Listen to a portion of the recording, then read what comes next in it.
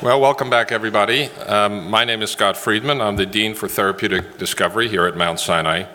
And it's a real great pleasure to introduce Michael Crow, who is currently president of Arizona State University, and before joining ASU is executive vice provost at Columbia University, just uptown. Dr. Crow is a leading scholar of science and technology policy, and he's a nationally recognized champion for interdisciplinary teamwork in science. He spoke on team science last year at the National Research Council, and he has written widely on reinventing the public research university, as well as rethinking public sector research agencies such as the NIH and other public agencies. And his work has been published widely in all the top journals, including Nature and Scientific American. Dr. Crow has been a major force in transforming ASU into what he has called the new American university, focusing teaching, research, and creative excellence on the major challenges of our time. Under his leadership, he has created numerous new interdisciplinary schools and large research initiatives both at ASU and before that at Columbia University. As such, he has extensive experience in creating successful interdisciplinary science teams and knows how to overcome barriers to team science within academia. We are therefore honored to have Dr. Crow at the event today focused on team science, as really no one is more qualified to provide guidance based on his exceptional record of leadership and achievement. Please join me in welcoming Dr. Crow to Mount Sinai.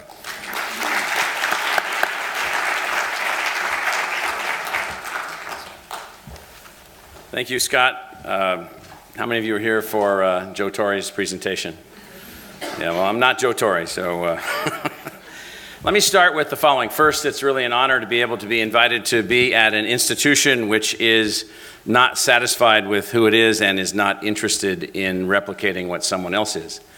Because it turns out that's what most people do. They are either satisfied with who they are or all they do is replicate someone else. And let me give a preface. A preface to the concept of team science. Team science is not just about linking disciplines.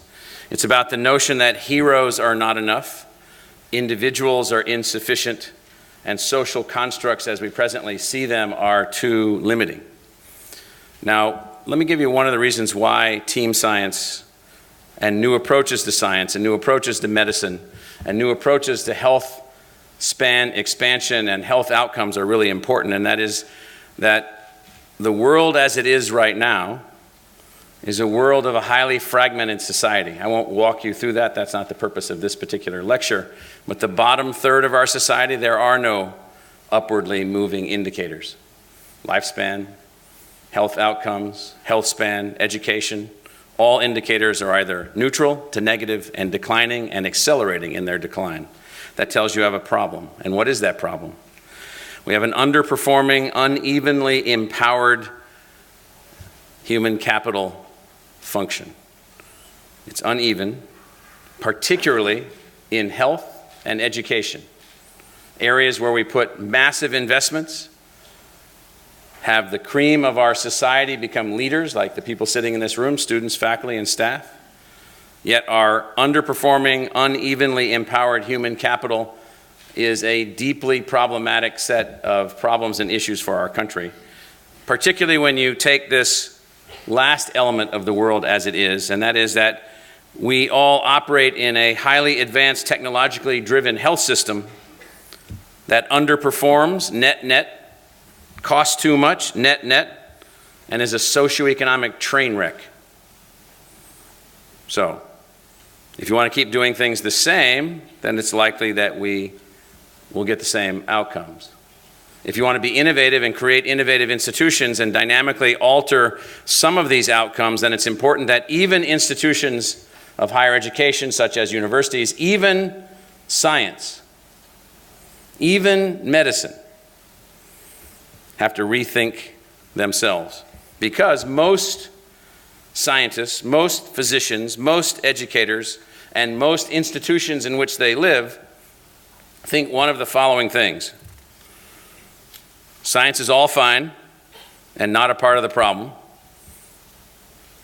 Second, we are all fantastic and just limited by the lack of resources and the fools in Washington.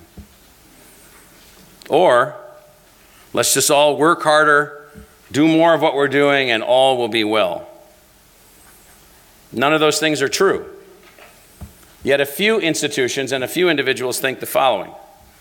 They think, that, including me, that we've reached the limit of our current structure and design, and that the ecosystems of science, knowledge production, and medicine, science, knowledge production, medicine, and healthcare have reached their sociological design limit, and that it is time to find ways to have new approaches and new innovations. Now, within organized science, and most of us in this room represent in one way or another parts of that, within organized science, and particularly within academia, only a few understand the following really important concepts. One, our underperformance in health outcomes and health solutions, and education, the same thing applies, is in fact partly a function of the social construct of science in and of itself. Now, we could debate that for probably the rest of the day, and maybe some of you might want to if you're still awake. But it's really important to understand that underperformance in health outcomes, both inside a hospital, inside a city, in a system and a nation, across a society, is linked to the way science is organized. Outcome-driven science, that is, science that you are pursuing because you have a specific outcome or should have a specific outcome. Let's take a particular outcome. The outcome could be equitable health span expansion across all socioeconomic groups of our society. We don't have that now. We have nothing like that now. Nothing like that now. So let's say that that's an outcome that certainly national leaders and other leaders talk about as something that they desire. If that outcome is an outcome that we're working toward, and science is one way to attain outcomes, then to attain that outcome will require new models and new approaches, most of which are met with resistance, even inside the academy and within science itself. There's only a handful of institutions in the country, mostly what I call newbies, or those hoping to enhance their impact on medicine or society or education or society, who are interested in and who are carrying out planned, energized, capable efforts for organizational transformation, from which organizational transformation, and most scientists begin leaving this logic here about this point, that somehow there's a relationship between the organization of science, the conduct of science, the results of science, and the outcome of science, because science is, of course, a random event driven by curiosity seekers for which there is no path, no plan, no mechanism to actually do, guide, or affect any outcome whatsoever, which, of course, is an illusion, if not worse. So there's a few institutions around that are carrying out what I call accelerated, designed, organizational evolution. Mount Sinai is one, Arizona State University is one, and there are some others. Now, just a little bit about us before I walk through some of the logic. So I left Columbia almost 12 years ago. I've been president at ASU for 12 years. And in those 12 years, we have created and launched more than 15 post-disciplinary or transdisciplinary schools, not teams, in which team science is fundamentally different. Altered the way in which we allow scientists to organize around themselves. Took sociological construct constraints off of our internal mechanisms, wherever people wanted to take them off, and have allowed people to self-organize, self-innovate, and move forward on their own. That has led to multiple new transformative scientific institutes, including one that Mount Sinai works with, our Biodesign Institute. An increase by a factor of 4 in our research support, and a doubling of the number of graduates that we produce, all with a faculty and a staff of the same size. So not only are we producing more output, more results, higher quality results, more dynamic results, more impactful results, but we're doing it in a very efficient and effective way. So a little bit about this concept, accelerated designed organizational evolution. Accelerated. Most organizations operate at what sociologists of organizations or bureaucracies like Anthony Downs long ago referred to as bureaucratic speed. Everything is a function of some bureaucratic constraint. Ideas occur in an instant, and instant. And so accelerated means how do you move away from bureaucratic speed and help create an organization which can operate at idea speed. That has to be a conscious act. Bureaucratic speed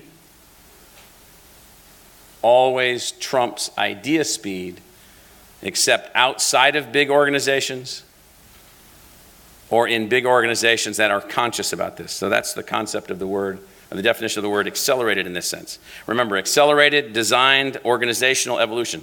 Designed. Designed means you are not a random follower. Most institutions of higher education, most medical schools, most academic enterprises are isomorphic replicants. All they do is seek the performance of those that they believe are quote unquote better than them and devote all of their energy to replicating them. Designed means you actually are attempting not to do that. You actually have an outcome, a structure, an idea, a concept, a desired set of outputs that you are pursuing. Organized or organizational. Accelerated, designed, organizational evolution. So the notion here is that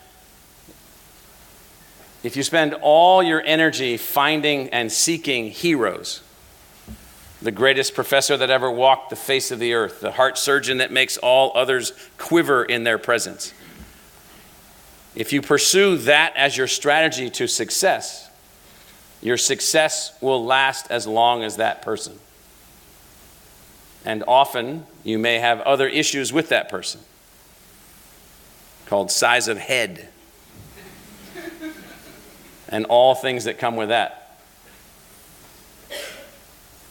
And so organizational evolution means that the focus of this process is on how the organization, its sociology, and most importantly, its culture can be altered.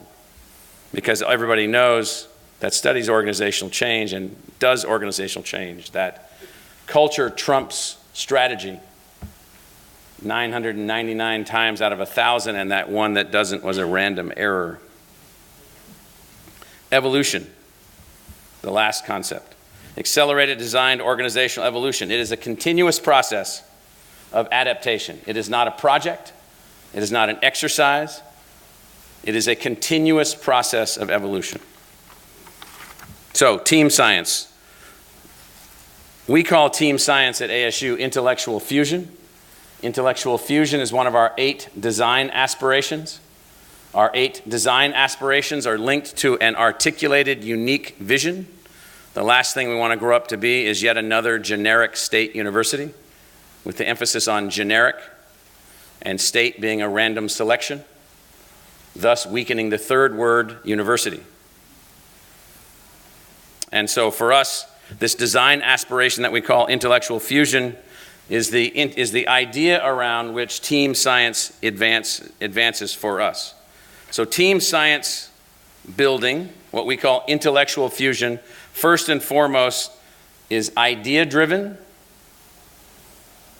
and is a continuous process of what we call design build. So you design something, a new idea, you move forward. It will not be perfect, it will be imperfect. You redesign, you correct, you redesign, you correct. You design, you redesign, you correct. You design, you redesign, you correct. Structured bureaucratic entities such as departments of physics sometimes have difficulty doing that. So design conditions, that is, what is necessary for team science to work? What are the design conditions necessary for team science to work? First, you have to have a unique intellectual outcome which you're attempting to pursue. Second, you must reduce the obsession with others. What I mean by the obsession with others, oh, well, you know, Sally got into the Harvard Medical School, so she must therefore be a better person than me because I got into the Mount Sinai Medical School. That's basically crap. That's the technical term from Arizona. No sacred cows. None. There can't be, oh, well, we can't change that, we can't change this. It's been this way forever. Who cares? Been this way forever. Then define to me how it got to be that way. We had this with the semester before we changed what we call a semester. Nobody even knows why they're 15 weeks long. Nobody knows why the lectures are 50 weeks. Nobody knows why we have this break or that break or this or that. Nobody knows except some. They think it's related to farming. But all those people are dead. And so there's these sacred cows out there. Oh, well, you can only appoint, well, those people can't be, you can't appoint a social scientist into that kind of department. Okay, I didn't read that in the Bible. And so no sacred cows. No forcing of team science. Doesn't work. You can't say, oh, you're going to work together because I want you to work together. You have to facilitate environments in which team science self-assembles. And then lastly, someone, usually people like the dean and the president and other people in an organization, as well as leaders in the organization, must ahead of time take out the snowplows to smash out of the way as many of the bureaucratic constraints as possible. Oh, well, you'd really like to do that, but that requires a 15-month delay for some idiotic reason. And so those things have to be smashed out of the way. Now, before I walk through very quickly some of the things that we've done in some of our cases, I'd like to make 3 critical points about team science at Mount Sinai or ASU or anywhere else that's really serious about this. 1, requires total commitment for a very long time frame. It cannot be an episodic or cosmetic thing. You're either in, and that's what you're going to do until you fail and then regroup and fail again and then regroup and fail again, or you're not. Because otherwise, all natural momentum will return the entire enterprise back to the isomorphic structure of all other structures, and therefore no new kinds of team science, at least on the scale that I'm talking about, can occur. Second, and I already mentioned this, must accept the complexity of this process and assume constant redesign. People in, people out, people this, people that, people mad, people not. And then third, those individuals who, for whatever reason, fear, comfort, proclivity, being a curmudgeon, that are what I call blockers, they're not involved in the team science, but they're going to make sure that there's no team science even engaged in around them. They have to be focused on something else or moved out of the way and put into some constructive assignment that they know something about. Because if they're trying to block something that they're not even a part of, it just doesn't work. So, ASU story very quickly. I won't go through all of these, but these are categories of activity and the kinds of reasons that we went through these team science building activities and what we did. So 1 was an intellectual expansion and integration exercise where we took and created a new school of life sciences with self-assembling faculty, augmented with philosophers, policy analysts, new kinds of teams, scientists, ethicists, and a range of other people all together in what we call an intellectual expansion and integration team science formation process. Tremendous output changes in that group, tremendous quality enhancements in that group, and tremendous new ideas and new problems in that group. A second team science story for us was a new outcome-focused science, the design and construction of our School of Sustainability, which has 70 core faculty and 280 affiliated faculty, with the outcome being sustainability as a new science, a new integrated science of how do you build and understand the interface between the built environment and the natural environment.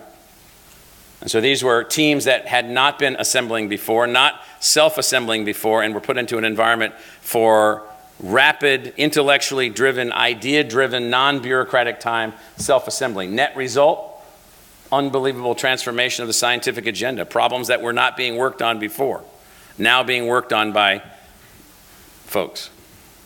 New unified approach. We raised more than $500 million, launched a thing that we call the Biodesign Institute. We launched this Biodesign Institute from the perspective that can you break down barriers by basically taking a different approach where everyone is working towards this notion of unraveling nature, and any problem is possible to be tackled from unraveling nature. A health-related problem, an energy problem, an environmental problem, a national security problem, any problem.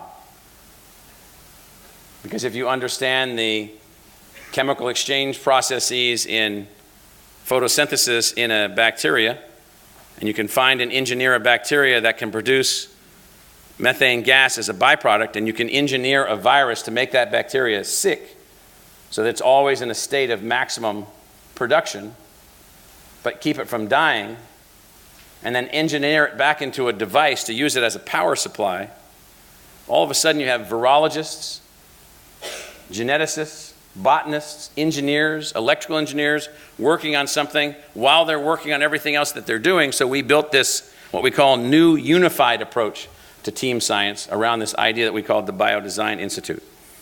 Then there's new intellectual purpose. So we used to have a geology department, astronomy, astrophysics, astrobiology, and we said, well, what do all these people do? They're all explorers. How do explorers explore? They explore in teams. There are very few in human history individual explorers. They're teams of explorers. So we created a school called the School of Earth and Space Exploration. And we made exploration the intellectual purpose. So team assembly around exploration then becomes something that, even to this day, I was looking at the candidates that we have for the new director of this school, is literally unbelievable. What they want to do, what they think they can work on, what they can work on with the 45 or 50 faculty members that we have in this area. And so that's what we call new intellectual purpose team science building. Then there's the new integrated approach, where you take an old discipline like anthropology, and what you're after through integration is to take everyone else that's interested in time travel. Who wants to study every culture in the past, both physically, biologically, culturally, sociologically, and who wants to study them in the future? And who studies them now? You bring them all together. So we created a thing called the School for Human Evolution and Social Change. It's not Kansas, where you can't speak the word evolution, or Texas. It's Arizona. You can do anything. It's a Wild West. People are half crazy. And so you can create a school for human evolution and social change and have a new team science formulation group. And then lastly, and closely related to medicine, new teaching and learning and discovery environments built around new teams. So we created a school for the science of healthcare delivery. We hired the Associate Dean of Public Health from the University of Minnesota. He's directing that school, and that school is running parallel to the new School of Medicine being launched by the Mayo Clinic in partnership with us in Arizona, opening in 2 years, which has a completely differentiated curriculum, technologically, pedagogically, every possible way. It's a completely transformed curriculum linked to this other school, and so it's a new way to do things. Now, very quickly, what are the lessons that we've learned? And just to very quickly do this. Team science is not the end, it is the means. There must be a clearly defined end. Drive to desired outcomes only. Plan for unique outcomes, because one of the things that we've learned in the stuff that we've been doing is that we had no idea that this would happen. So you can't really plan for it, you just have to be ready for it. And as you get naysayers along the way, which often happens, the only way that we found to be able to deal with them is, okay, what do you got? What's your idea? We're not interested in you just repeating the idea that we already have or protecting the status quo, because we're already past that. What do you have that's not related to the status quo? What ideas do you have that are better than these ideas? And if you got them, we'll go with those. And if not, go back to your lab. Do your science and so forth, and let other people move forward. I mean, we don't make anybody do anything. So it really is an honor and a pleasure to be here, to have an opportunity to be at an institution which is attempting to be innovative in every possible way and to advance new innovations, not only about what comes out of the science and medicine that goes on here, but about how it's structured and how it's organized. So, thank you. Yeah. Thank you, Michael. That was very inspiring. I guess what a lot of the people in the audience are thinking is, well, team science sounds exciting, but I've got grant deadlines and they're going to measure my productivity. So how do you reconcile the big ideas of team science with the realities of stresses around the lack of patience and the lack of money at the NIH? How do you motivate people to do that when everyone's circling the wagons? So that's a long question. One, we obviously had to work with our tenure processes and what's necessary for tenure. We've had to work with what it means to be a part of teams. We've had to recognize and alter the way in which we review people as a result of these team activities. And basically what we come down to is that each and every single case is absolutely unique. What have you been doing? Why have you been doing it? What do the other people think that you've been working on? What have you achieved? And obviously NIH and NSF funding and so forth. Just to put this into perspective, we're 21st in NSF funding at ASU among universities, and among universities that don't have medical schools with funding from NIH, we're 7th. And those are massive increases in both sides. And so, yeah, we worry about those things and we get resources from those agencies, but what we've decided is that we are not slaves to those agencies. So we're spending immense amounts of time doing new things. We just launched a new school of biomedical diagnostics with Roche and Dublin City University that'll be called the International School for Biomedical Diagnostics, completely funded by no American entities whatsoever. So there's expansion of partnerships, expansion of funding profiles, and so we try to get people out of just the notion that everything's a function of sequestration or what's going on in Washington and so forth and so on, and it takes a while to do that, but that's one of the ways that we've approached that, plus individualizing the review process for faculty. We have time for one or two questions. Any from the audience? There's one down there. Yeah, please. Mike, go ahead, John. There's a microphone you may want to.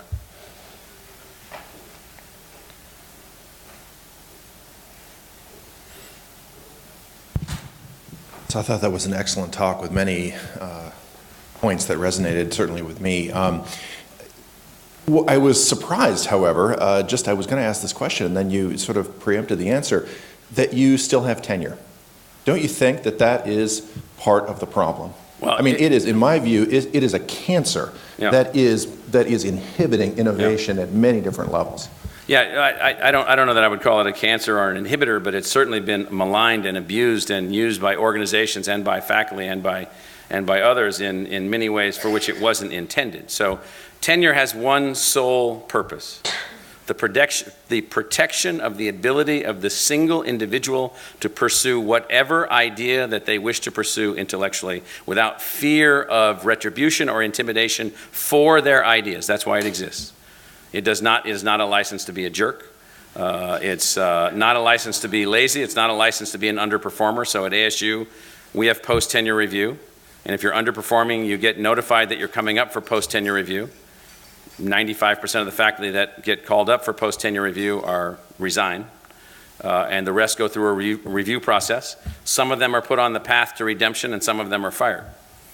And so a lot of schools have that as an authority, but very few of them use it. And so tenure is a lifetime license to perform at the highest possible level relative to your ideas. That's it. That's all it is. Now, it's been completely distorted.